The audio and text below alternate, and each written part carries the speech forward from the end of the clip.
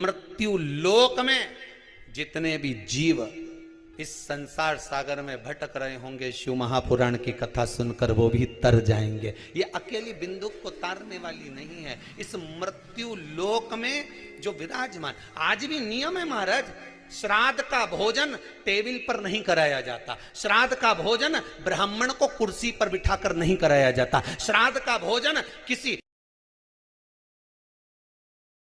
जाता। श्राद्ध का भोजन आज भी प्रमाण है कि ब्राह्मण के लिए भूमि पर आसन लगना चाहिए और जमीन पर बैठकर कराना चाहिए।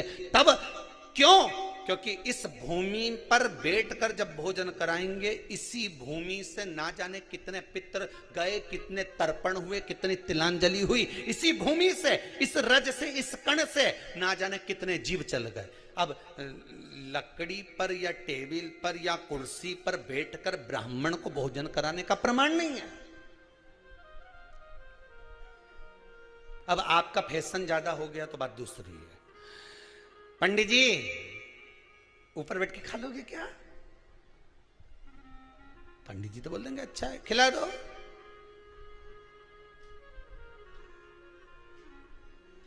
ऊपर बैठ के क्यों? वो झुकने में थोड़ी सी कमर लचक जाए, क्योंकि खीर परसेगी तो झुकना पड़ेगा। अब ब्राह्मण अगर भोजन करने आसन पर बैठेगा, तुम अगर थोड़ा झुककर परसोगी, ब्राह्मण के सम्मुख में आप थोड़ा सा भोजन कराते समय झुकोगी, जरा विचार करिए।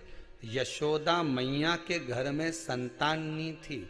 यशोदा जी श्रावण के महीने में श्रावणी करने आए हुए ब्राह्मण को मात्र खीर परोसने के लिए गई थी।